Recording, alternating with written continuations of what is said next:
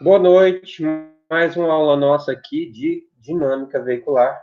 Na aula de hoje, dando prosseguimento aos nossos temas, vamos falar sobre a transmissão da força do pneu com a pista. Isso a gente vai estar levando em consideração um modelo quase estático. O modelo quase estático é aquele que está em movimento, mas só que a gente considera ele no quase estado de estático para a gente conseguir calcular todos os momentos e forças resultantes ali daquele contato de forma mais simples. Esse aqui é nosso terceiro tema. Semana que vem a gente já tem. Não sei se vai ser semana que vem ou na próxima, mas temos provas. A primeira prova é desses 3 primeiros temas. Depois a gente vai fazer dos outros. Primeira coisa que eu vou falar aqui com vocês é sobre um dos dados mais importantes que a gente tem de um veículo quando se fala em dinâmica veicular. Esse dado é o centro de gravidade do veículo. O centro de gravidade é totalmente essencial quando a gente quer saber do comportamento dinâmico de um veículo, o comportamento dele quando ele está em movimento. É um comportamento na frenagem, um comportamento na aceleração, um comportamento na curva. Tudo isso vai influenciar a partir do nosso centro de gravidade. E para a gente determinar esse centro de gravidade com o nosso veículo, o que a gente precisa fazer é medir a carga em cada eixo do nosso veículo, para a gente encontrar qual é a posição longitudinal do nosso CG. No caso, a posição transversal, aqui, a gente teria que encontrar de outra forma, que eu vou passar também para vocês.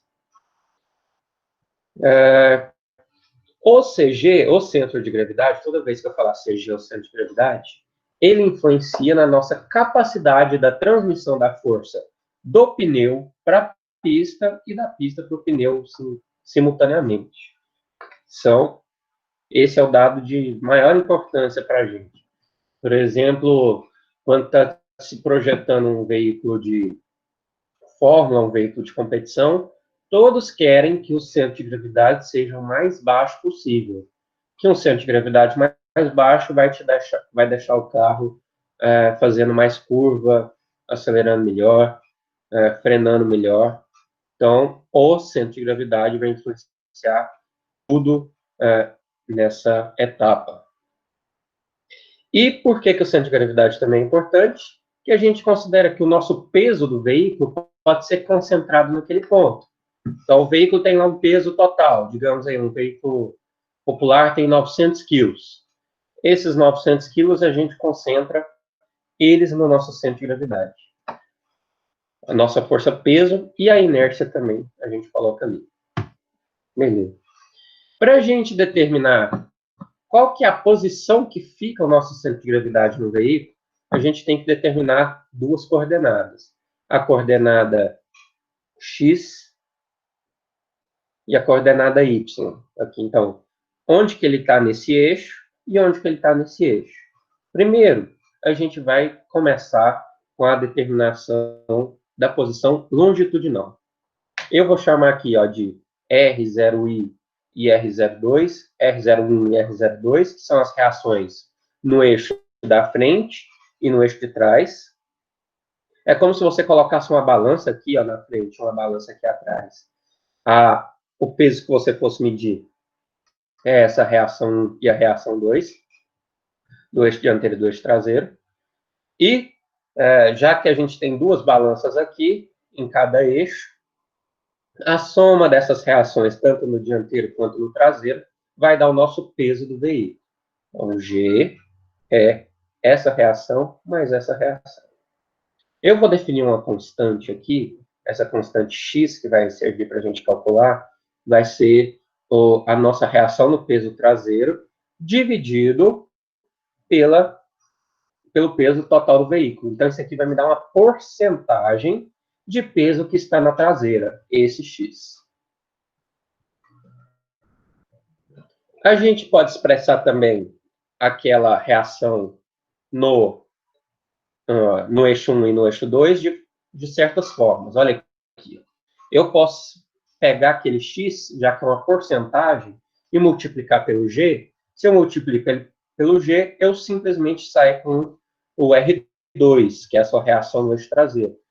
E se eu quiser a reação no eixo dianteiro, o peso ali no eixo dianteiro, é só utilizar 1 menos x, que é a diferença de 100%, dessa porcentagem aqui que a gente calculou. Se a gente fizer o equilíbrio dos momentos em relação ao nosso eixo dianteiro, então eu pego esse eixo aqui e faço que nem eu faço lá nas vigas, na estática, aquele equilíbrio de momentos aqui com as reações distantes de L, e o CG aqui naquela posição A1 e A2. Olhem aqui, ó, A1 é a posição do eixo dianteiro até o CG. A2 é a posição do eixo traseiro até o CG. Com isso, a gente determina o que é o A1, o que é essa posição. Por isso, aqui já determinamos onde que está o nosso centro de gravidade naquele eixo longitudinal. Ou, se você quiser utilizar o x aqui também, não tem problema. E o A2 também sai por consequência 1 menos x vezes L. Então, A1 é a distância do CG ao eixo dianteiro, A2, distância do CG ao eixo traseiro. E o L é a distância do eixo dianteiro e traseiro. O L a gente chama de entre-eixos. Ok. Só que a gente só determinou uma posição do nosso centro de gravidade. A gente tem que determinar em que altura que o centro de gravidade está. Isso costuma ser até mais importante. E para que a gente consiga fazer isso, a gente tem que colocar o nosso carro numa certa inclinação, numa rampa, e vai colocar as balanças nessa rampa, para que a gente consiga medir o peso do carro inclinado com uma certa angulação alfa. Então, a gente pega aqui o nosso plano horizontal, coloca uma angulação aqui, uma inclinação, coloca o nosso carro e vai medir essas novas reações. Aqui vai ser o R1', e aqui o R2'. É reação 1 nova, reação 2 nova, do eixo dianteiro, do eixo traseiro. O que a gente já tem? A gente já sabe o que é esse A1, o que é esse A2 e o que é esse L. E, consequentemente, já que a gente está medindo, a gente sabe qual que é essa inclinação do nosso aclive. Dessa forma, o que vai surgir aqui? A gente tem uma força-peso, sempre para baixo, mas a partir dela vai surgir aquelas forças cosseno e seno. E a partir delas a gente consegue determinar qual que é essa altura aqui, ó, a altura do centro de gravidade em relação ao eixo. Vai ser o H menos o R0. Quando a gente faz o equilíbrio de momento em torno do centro da roda traseira, aqui, ó, se a gente faz esse equilíbrio a partir desse ponto, utilizando esse triângulo aqui também, gente, ó, ABS, esse triângulo. Vejam aqui, ó, o que ele está falando? A soma de C com D, que é isso aqui, vai ser esse componente L vezes o cosseno de alfa, que é L vezes o cosseno, dá essa projeção aqui. Por isso que a gente está fazendo essa somatória. A equação do equilíbrio de momento, a gente vai poder reescrever ela dessa forma aqui para o eixo dianteiro. Vejam, D é uma coisa, C é outra. E quando a gente rearranja elas, a gente vai conseguir o que é o mais importante, que é essa altura, H menos R. Com esse H menos R aqui, a gente encontra qual é a posição do nosso centro de gravidade na posição vertical. Então, achamos qual que é a altura do nosso centro de gravidade. Você pode escrever de outra forma aqui também, caso você queira. Aqui, ó, o R01 é reação no eixo dianteiro na horizontal, aquela comum. E o R1' é a reação vertical do nosso eixo, só que com o carro na rampa. E isso aqui, ó, essa expressão para a gente calcular o centro de gravidade, só vai ser válida quando a gente tem pneus do mesmo tamanho. Se a gente não tiver os pneus do mesmo tamanho, isso aí não vai ser válido. Porque aquelas medidas lá vão mudar.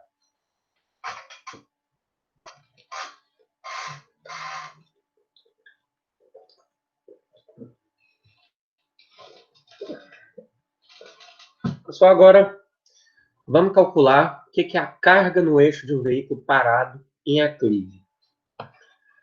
Essa foto aqui não ajuda, mas você vai ter que considerar que esse carro está numa rampa também, está numa subida, está num aclive. E nesse aclive, vocês lembram lá da matéria passada que a gente viu, que vai ser gerado uma componente cosseno e uma componente seno do nosso peso. Uma delas vai te trazer para baixo, vai te impedir de movimentar, e a outra delas vai ser realmente o peso normal do veículo.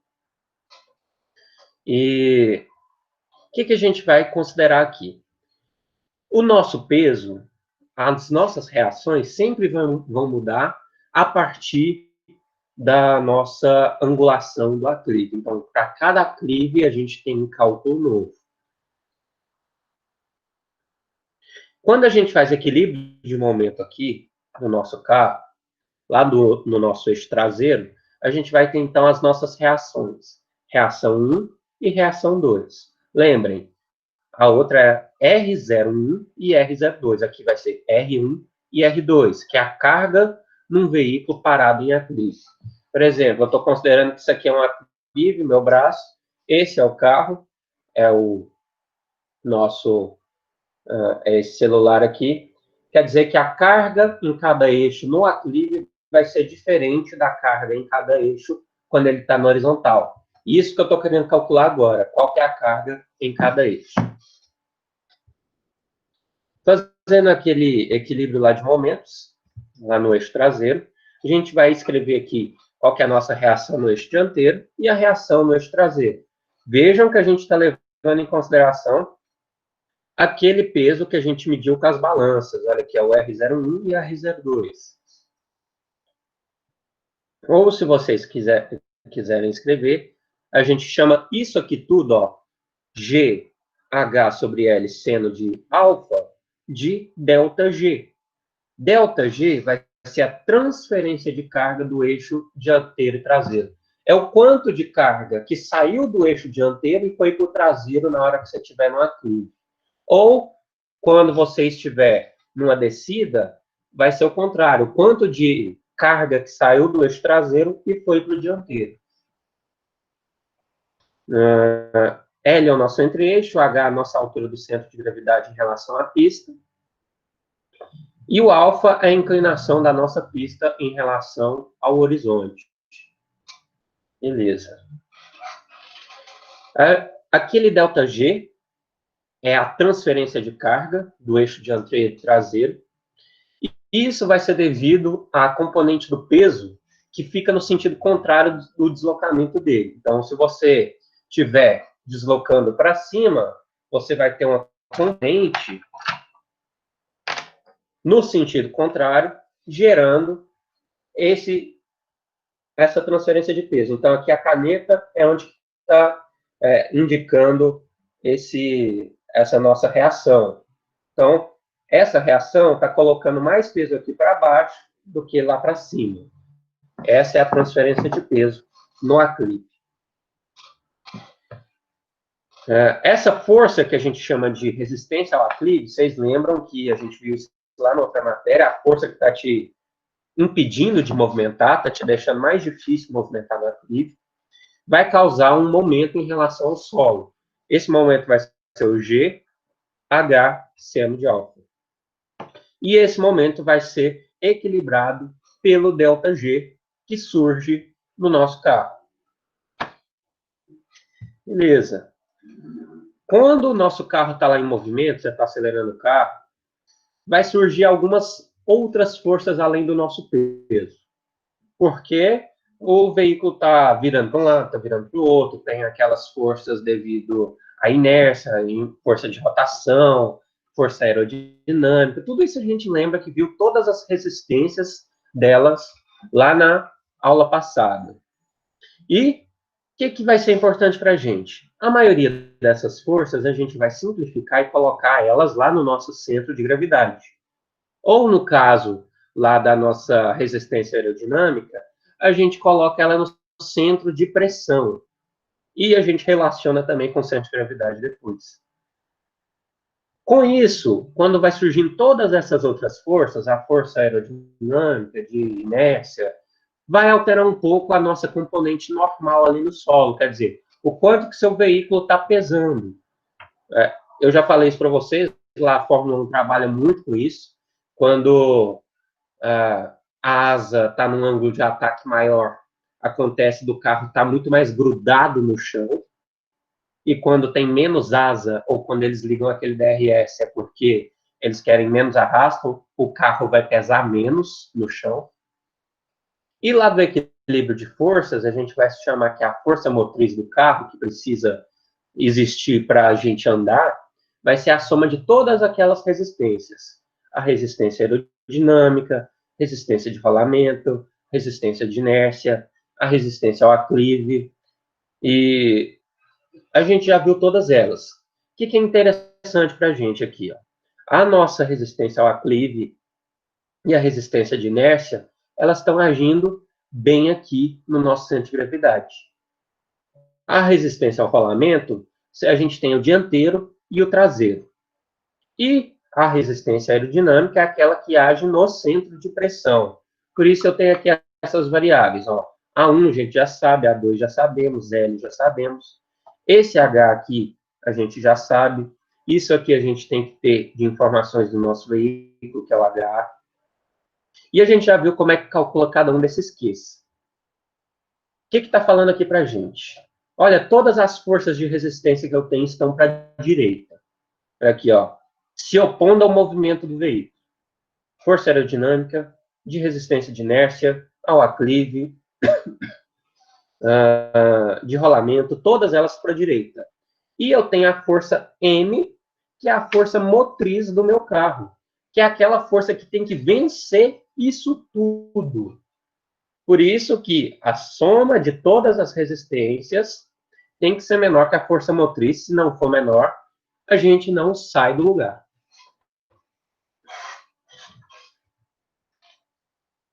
Quando a gente está considerando aquela resistência à inércia, só de translação que vai ser importante para a gente aqui, rotação, a gente vai desconsiderar. E para que a gente consiga mensurar qual que é a variação da carga normal que o nosso veículo vai fazer no solo, a gente faz a reação de equilíbrio aqui nesse nosso veículo, para achar as reações 1 e reação 2. E vai surgir um momento ML. Esse momento ML é aquele que vai ser causado pelas forças de sustentação e de resistência aerodinâmica. Então, esse ML vai ser um momento que é causado por essa diferença de onde que está o CP para onde que está o CG. Por isso que acontece esse momento, que é calculado aqui com isso que a gente já viu lá na outra disciplina. Quando a gente desenvolve um pouco mais isso, a gente vai conseguir achar essas equações das reações em cada eixo. X é a nossa parcela de carga sobre o eixo traseiro, aquela porcentagem de carga que tem no eixo traseiro. G é o nosso peso do veículo todo. Alfa é o ângulo de inclinação da pista. Vejam aqui, ó, se a pista tiver inclinação zero, você também consegue fazer. É só colocar o zero, porque o cosseno de zero é 1, você simplifica essa equação. Altura do centro de gravidade já temos. Essa soma aqui são as somas das resistências ao movimento. E o ML é aquele momento. Beleza. Quando a gente vai considerar que a nossa força de sustentação, que é o Fz, e aquele momento, o ML, sejam desprezíveis, por exemplo, quando a gente está numa velocidade muito pequena. Se a gente está numa velocidade muito pequena, nossa força de sustentação é muito pequena também. A influência aerodinâmica é pouca. Por isso, a gente pode desconsiderar nesse caso. E aquela equação lá vai se simplificar.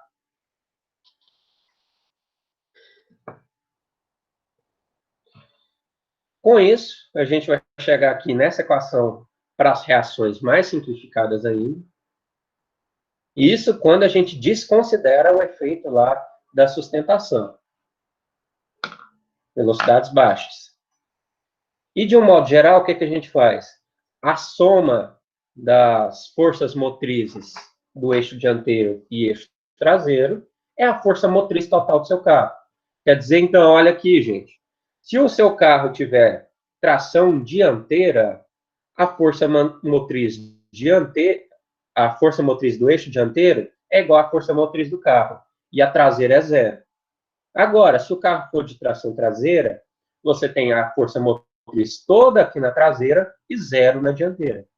E se for tração integral, você tem um pouco na dianteira e um pouco na traseira. Pode ser diferente, é claro, mas costuma ser igual. Então, vamos analisar todos esses casos dos veículos de tração dianteira, traseira e integral, para que a gente calcule essa força motriz que o nosso veículo precisa ter para vencer isso tudo. Primeira coisa, vou considerar o veículo de tração dianteira. Se a gente considera a tração dianteira, essa componente da traseira é zero. Então, estou colocando aqui Fm2 é zero. E outra coisa aqui, ó, o μ é aquele nosso coeficiente de atrito do pneu com a pista. Vocês lembram que depende da condição do pneu, da condição da pista, se está chovendo, se não está, se o pneu está novo, se não está, se tem ranhura, se é slick, tudo isso influencia. Com isso, a gente consegue calcular qual que é a máxima força tangencial possível para transmitir numa roda dianteira do veículo. No caso aqui, tração dianteira. Eu vou pegar qual que é a reação do carro, multiplicar isso pelo atrito, e aquela é a força máxima. Se, por um acaso, você tiver uma força maior do que essa, o que vai acontecer? O seu veículo vai começar a cantar o pneu ali e não sair do lugar, porque você está colocando mais força do que a pista aguenta e o pneu. Ou se a gente expandir nossa equação, a gente fica com isso aqui também.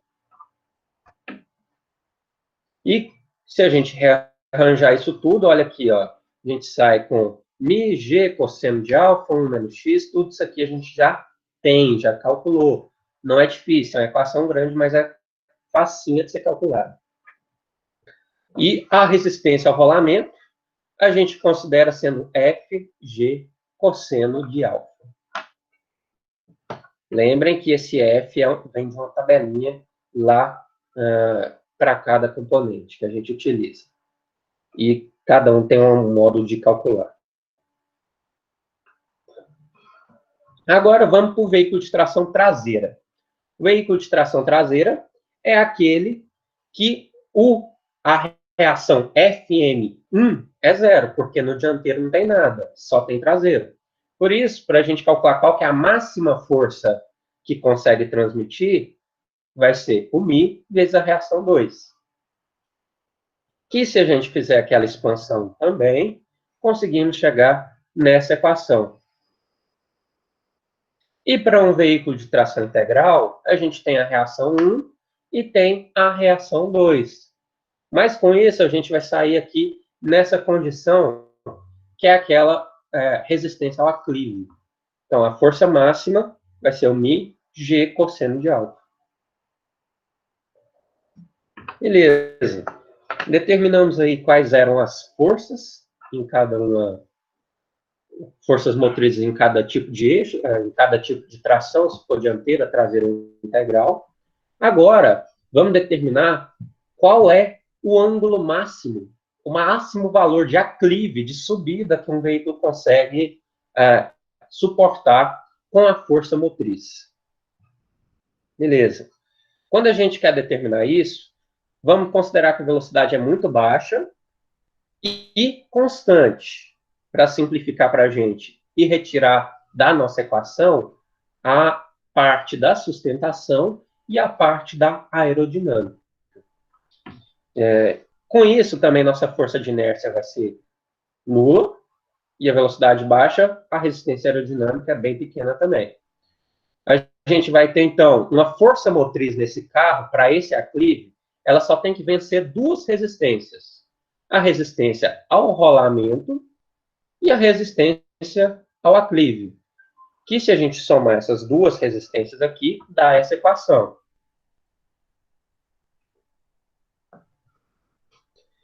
Se for um veículo de tração dianteira, a gente consegue calcular qual que é o ângulo máximo a partir dessa fórmula. Se for um veículo de tração traseira, com essa. Se for um veículo de tração integral, fica mais simples, aí é com essa. O que vocês fazem para calcular o ângulo? É só pôr o arco tangente do outro lado. Só para lembrar. Agora, já sabemos aí qual que é o ângulo máximo que a gente consegue subir. Qual que é a força motriz que a gente consegue ter máximo. Agora falta qual que é a aceleração máxima que o nosso veículo consegue ter a partir disso aí. A partir de uma certa inclinação ou não. Com essa força motriz. Com isso, o que a gente vai precisar? Considerando as velocidades baixas, tiramos lá o efeito aerodinâmico. Com isso, a gente vai ter as nossas resistências de inércia, resistência ao rolamento e resistência ao aclive. Somando elas todas aqui, temos esses fatores. Massa vezes aceleração, 1 mais o delta, Fg cosseno, G seno aqui também. Quer dizer que eu tenho que igualar isso tudo com a força motriz do carro. O quanto de força que eu tenho para tracionar o meu carro tem que vencer isso aqui tudo, no mínimo. Se o veículo for de tração dianteira, a gente vai achar uma aceleração máxima desse com essa equação. Se o veículo for de tração traseira, a gente vai achar a aceleração máxima com essa equação. Se o veículo for de tração integral, a gente encontra com essa aqui. Agora, vamos para saber o que é escorregamento e tombamento numa curva.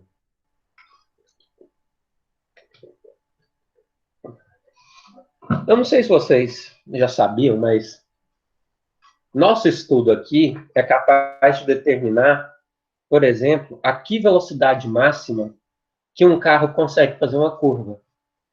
Por exemplo, o Fórmula 1, que a gente tem, as equipes têm todos os dados possíveis, sabem exatamente como é que é a curva, eles já conseguem falar para o piloto, olha, essa curva aqui, você consegue fazer ela a 185 km por hora. Isso é o que os nossos dados dizem. Ou seja, menos do que isso, você já vai estar sendo lento. Mais do que isso, já é a habilidade do piloto de fazer aquela curva. E a gente consegue determinar isso. Qual que é a velocidade máxima que o nosso carro consegue fazer uma curva sem escorregar? E a velocidade máxima que um carro consegue fazer uma curva sem tombar, sem capotar. Beleza. Para isso, a gente tem que definir o que é o polígono de estabilidade. O polígono de estabilidade vai ser a figura gerada pelos pontos de contato do pneu com o solo. Deixa eu ver se eu tenho algo que eu consiga exemplificar isso. Aqui. Meu irmão, que tem um monte de carrinho de brinquedo, tá tudo lá embaixo. Não vou ter aqui. É o seguinte, você tem um carro. Os pontos de contato do pneu com o solo são 4, não são? Porque tem 4 pneus no solo. Imagine ali a sua vista da parte de baixo. Então, você está pegando esses 4 pontos de contato do pneu. Vai dar um retângulo, não é isso? Esses contatos. No caso de uma moto, você vai ter uma reta, porque são 2 rodas. No caso de um triciclo, você vai ter um triângulo, porque são 3 rodas. E assim por diante. Esse polígono é formado por aquele centro de contato de cada pneu. E a gente vai determinar, de uma maneira simplificada, qual que é a velocidade máxima que o veículo vai conseguir fazer a curva. Para isso, a gente vai considerar um raio de curva ρ, que é percorrido com a velocidade v e causa uma força centrípeta de reação a partir dessa curva, que é mv quadrado sobre ρ, que a gente já viu também lá na outra aula nossa, sendo que essa intensidade de força de Fc aqui, dependendo do que você tiver, vai provocar uma derrapagem ou uma capotagem do veículo, se isso aqui for muito grande, se for muito grande. E aqui são as condições. Quando a nossa força centrípeta foi equilibrada pela força é equilibrada pela nossa força de atrito, vai ocorrer o escorregamento quando a força centrípeta for maior do que o atrito vezes o peso. Quando ela for maior, quer dizer, então, que seu carro vai tender a escorregar. A gente vai considerar aqui que a nossa massa é o peso dividido pela gravidade. Isso aqui, ó, é força-peso igual a massa vezes a gravidade. Isso aqui é essa equação. Ou seja, nossas forças de sustentação não são consideradas aqui. E tem que a nossa velocidade máxima de curva em quilômetros por hora. A partir disso, a gente calcula com essa equação. Velocidade máxima vai ser, ela pode ser 3,6 de μ/g. O μ é o coeficiente de atrito do pneu com a pista, o ρ é o raio da curva e o g é a aceleração da gravidade. Agora, quando nossa força centrípeta for menor que o atrito vezes o peso, o nosso veículo pode tombar. Então, quer dizer que o veículo vai, ao invés de escorregar, ele vai tombar. E aqui a gente tem um exemplo disso. Olha aqui os pneus do carro. Lembrem que tem um polígono aqui embaixo, que é um retângulo, sendo formado. Então, o polígono está vindo daqui até aqui, do centro de contato de um até o outro. Como que a gente vê se o nosso carro está seguro ou não? É quando a reação resultante do nosso peso e da força centrípeta estiver dentro desse polígono aqui, ó, dentro dessa área. Se esse R resultante indicar para um local dentro disso aqui, o nosso veículo está seguro. Agora, se esse R, ao invés dele estar aqui, ele indicasse para fora, para um ponto aqui de fora, poderia acontecer o escorregamento ou o tombamento do nosso carro. Isso aqui, T, é a bitola do veículo. Bitola é a distância da roda do eixo, da roda do lado esquerdo até a roda do lado direito, do centro de contato deles. Com isso, a gente vai determinar qual que é a velocidade para ocorrer o tombamento. Então, lembrem, para o escorregamento é essa aqui. Para que ocorra o tombamento, ela tem que ser maior um pouco. Leva em consideração qual que é a bitola do veículo, a massa do veículo, o raio da curva, a altura do centro de gravidade. Então, vejam que para um veículo tombar, o centro de gravidade influencia. Vejam que isso é importante. Aí vocês vão fazer a piada. A Hilux tomba muito. Por causa do quê? Da altura do centro de gravidade, principalmente. A altura do centro de gravidade é o que mais influencia na velocidade de tombamento. Agora, se eu quiser calcular essa mesma coisa, só que o meu veículo está fazendo uma curva inclinada, igual acontece lá naqueles ovais lá dos Estados Unidos, Indianápolis, Iowa, Texas, tem um monte lá, aquelas corridas de oval. Você vê que tem uma inclinação na pista, que a gente chama de banking. E com essa inclinação, você também tem uma resultante a partir dessa inclinação. Quer dizer, que se você tiver esse tipo de inclinação que está sendo mostrado aqui e está fazendo uma curva para esse lado, a inclinação está te ajudando. Mas se você estivesse fazendo uma curva para o outro lado, a inclinação não vai te ajudar e vai te prejudicar. Porque você tem essa diferença beta da inclinação que está fazendo com que sua força-peso seja mais inclinada para dentro do nosso polígono de estabilidade. Quanto mais no meio essa resultante fica, mais estável o nosso carro é. Por isso que a gente tenta deixar o centro de gravidade o mais baixo possível para essa reação aqui, ó, ficar mais no centro possível também. Ok. Como que a gente calcula escorregamento e tombamento aí? Para calcular o escorregamento, a gente utiliza essa fórmula aqui para levar em consideração a inclinação da pista.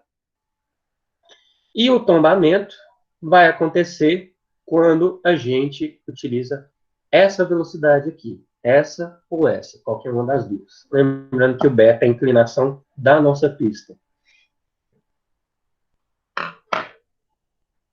Agora, vou mostrar aqui para vocês o exemplo que tem lá na apostila do professor Nicolazzi, que esse professor aí, Mauro Nicolazzi, que é o autor dessas apostilas que a gente utiliza, ele inclusive deu um curso essa semana sobre frenagem, e eu não estava sabendo desse curso, porque se eu tivesse sabendo, eu tinha obrigado vocês a fazerem esse curso, que de dinâmica veicular, o cara que eu acho que mais entende aqui no Brasil é o professor Nicolás, que ele é lá da faculdade Santa Catarina, alguma coisa lá de Santa Catarina.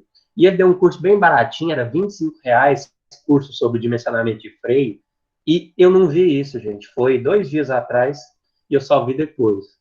Quando eu souber de qualquer curso que seja para o Nicolás de novo, eu vou cobrar de vocês fazerem esse curso. E eu vou fazer junto. Vamos lá.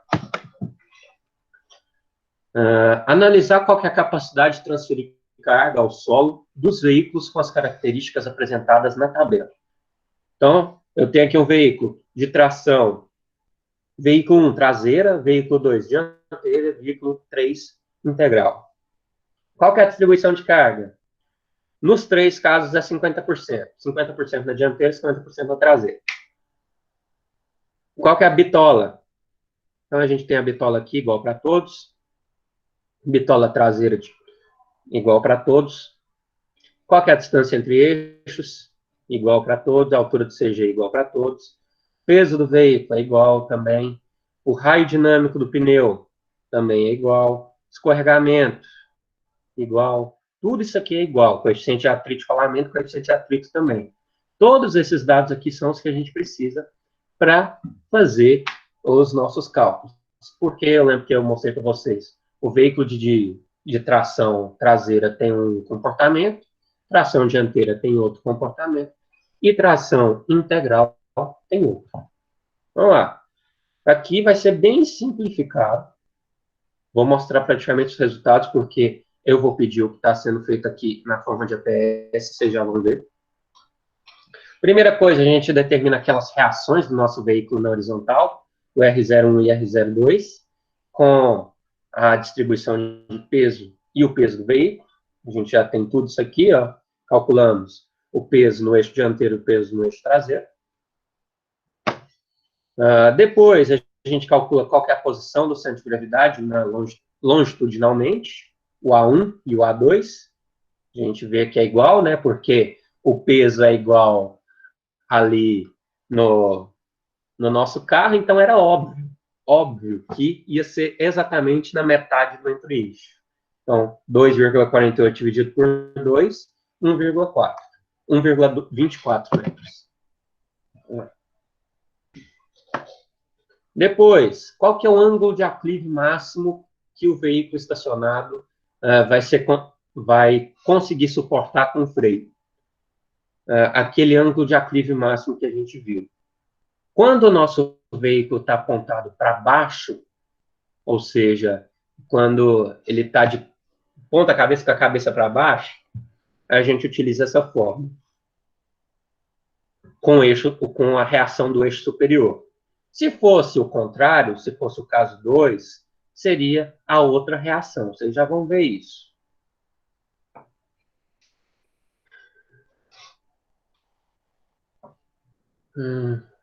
Ok. Quando a gente isola lá o alfa dessa expressão, isolando o alfa aqui, a gente acha qual que é o aclive máximo. O aclive máximo, então, vai ser arco tangente disso aqui tudo, Já temos todos esses dados aqui no exercício, só substituir. A gente acha aqui que vai ser 19,11 graus ou 34,6%. Vocês lembram que a gente sabe como é que calcula isso. Agora, com o valor do aclive máximo para o nosso veículo estacionado, agora calculando para o eixo dianteiro e traseiro. No caso, eu estou variando aquilo lá que a gente estava, aquela reação depois, né? Mas aqui, calculando essa reação primeiro, a gente acha a reação no eixo dianteiro e a reação no eixo traseiro.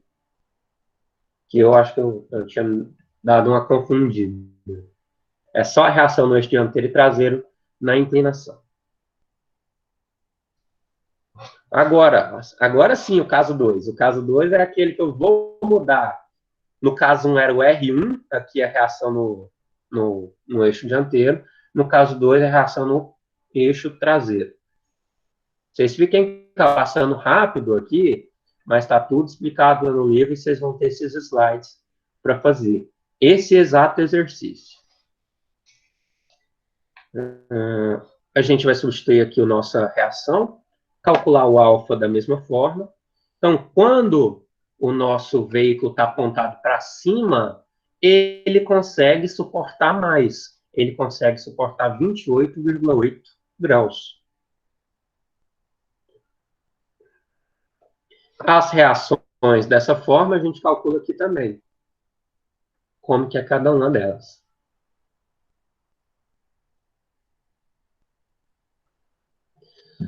Depois disso tudo, a gente vai calcular qual que é a força motriz máxima que a gente consegue. Que aquele é o Mi vezes o G. Vocês lembram disso? E como que a gente calculava? É para o veículo de tração dianteira, o veículo de tração traseira e o integral. A gente tinha que levar em consideração a resistência ao rolamento. Para calcular isso, a gente tinha lá aquela fórmula. Deixa eu voltar lá só para vocês lembrarem qual que é.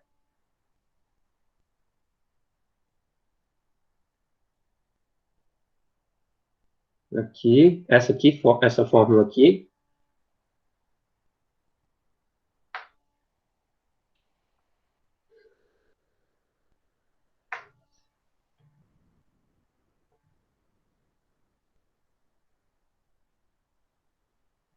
Através dela, a gente acha aqui qual que é a força motriz máxima do eixo dianteiro, na tração dianteira. Com isso, a gente calcula qual que é a resistência ao rolamento, com F, que está sendo dado aqui, o G, que a gente já tinha, o alfa, no caso, é 0 graus, porque a gente está considerando na horizontal, não tem inclinação nisso aqui. Com isso, a gente vai calcular quais que são as reações normais no solo, do eixo dianteiro e do eixo traseiro. Então, calculados aqui com essa forma. Todos esses dados aqui a gente já tem, ó, a gente acabou de calcular esse FMI máximo. E se você quiser calcular qual que é a transferência de carga, a gente tem aqui também, ó, ΔG. A transferência de carga é aquela carga que sai do eixo dianteiro e vai para o traseiro, ou do traseiro para o dianteiro.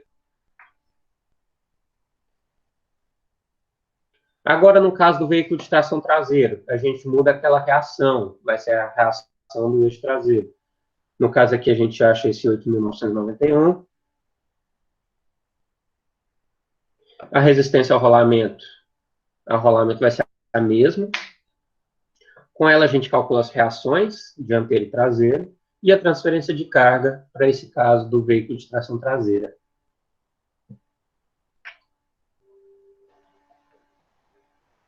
Agora, no veículo de tração integral, calculamos qual é a força máxima de tração. Calculamos quais que são as reações 1 e 2, o ΔG também. Então, isso aqui é só um procedimento. É a mesma coisa que está sendo feito para cada caso aqui, gente. Por isso que está sendo grande. Se fosse só para um aqui, não seria tão grande. Mas está fazendo traseiro, dianteiro e integral. Então, são todos. Beleza. Os aclives e acelerações máximas, a gente determina depois das forças, porque com as forças a gente utiliza quais que são aquelas equações da aceleração são aquelas equações que estavam mostradas lá para vocês, e equações lá do capítulo passado. Deixa eu mostrar aqui. Aqui as acelerações máximas a partir disso aqui.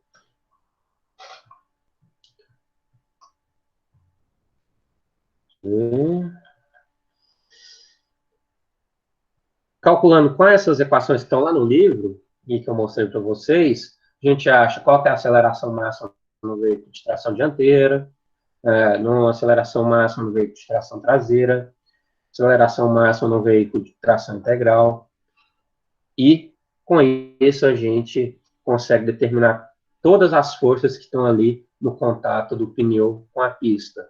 Qual que é a força motriz que tem que vencer isso tudo?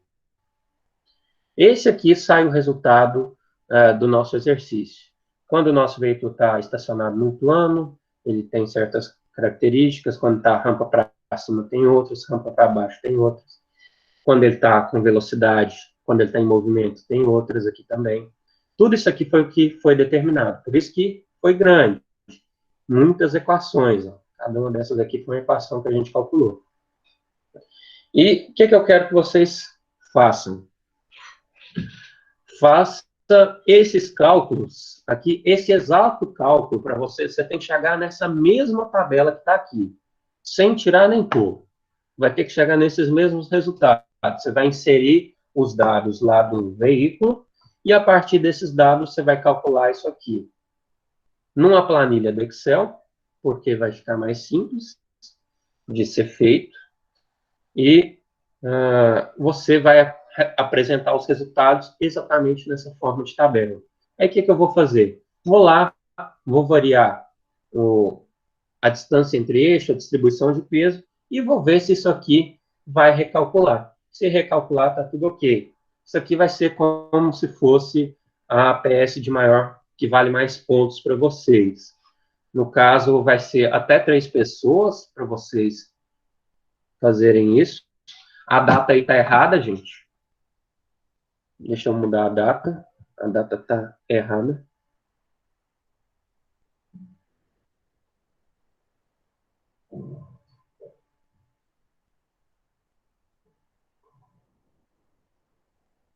Deixa eu lá.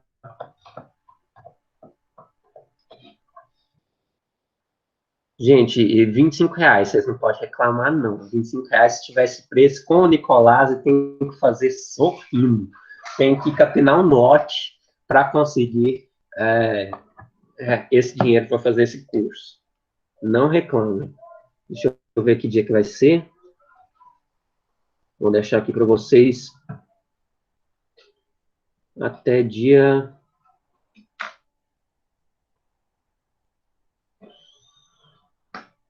Não... É 31/11, só você colocou 31/8. Você só confundiu o final aí, ó. Não, mas pode ser dia 7/9. 7/9. Quase 2 semanas para vocês fazerem. Então, até 3 pessoas, vocês podem fazer isso. Uai, Vinícius. 7/9 é feriado aí. Então, 8/9. 7 de setembro. 8/9. Sem problema.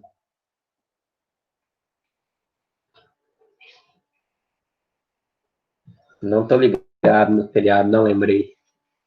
Mas sem problema. Aí 8/9 é feriado na minha cidade aí. Ah, tô nem aí. Ô, Vinícius, você podia jogar uma semana pra frente. Aqui é feriado, seu jogo, é sempre pra frente aí. Você podia jogar pra frente, mas é por causa da semana de prova, né? Porque dia 7 vai ser mais ou menos. No quando tá terminando a semana de prova, semana que vem é prova todo dia. Tá, osso. Dá mais uma semana aí. Semana que vem é a semana de prova, vocês ainda vão ter uma semana para fazer isso. Tá rochado, hein? Ué, não tô dando uma semana a mais. Vou deixar aqui mais um dia a mais para vocês. Para entregar no dia da aula. Dia 18. Dia 8/11. Gente, vai ter mais trabalho depois, vocês vão ficando mais cheio de coisa para fazer, não vai dar conta. 9/9. É sério, se vocês 10 do 10? estão postergando, depois vai ter mais trabalho. 30 pontos? Não, isso aqui pode subir até para 3 pontos, dependendo. Eu acho que pode subir para 3 pontos isso. 5 pontos. Não tem problema, não. Aí sim, em 5 pontos, tá certinho. Tá parecendo leilão aqui. Não. Vem com essa pra cima de mim, não. Então 4, então. Não. Nós negocia em 4,99. Não. Sem negociação, 3 pontos. Deixa eu só mostrar aqui para vocês aquela curiosidade lá da inclinação que acontece.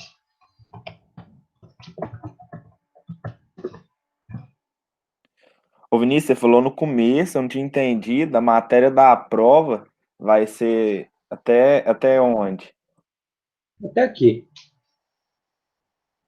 Ah, tá, Até a beleza. aula de hoje. Toda a aula até de hoje.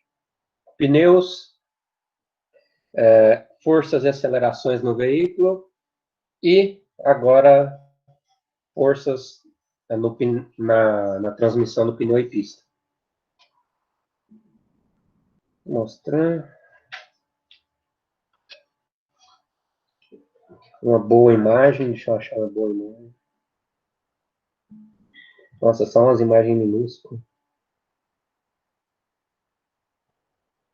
Aqui. Muito pequeno.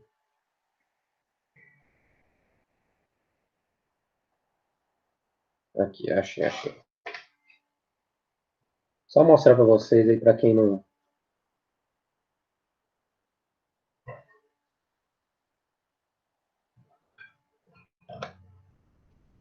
ainda não tenha visto, né? Assimilado.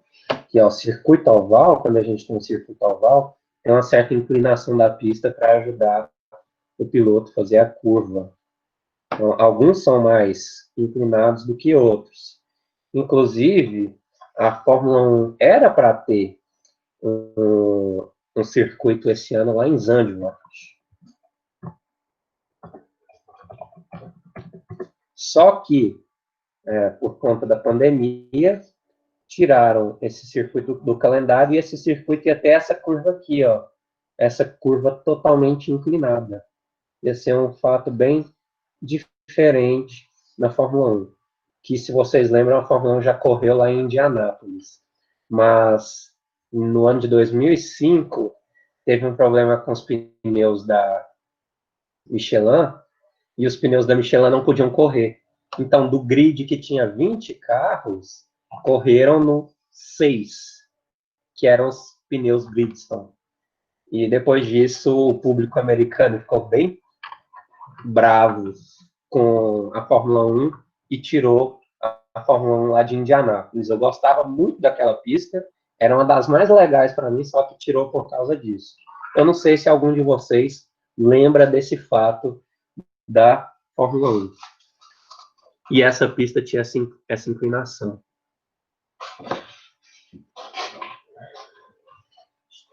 Deixa eu encerrar a gravação aqui.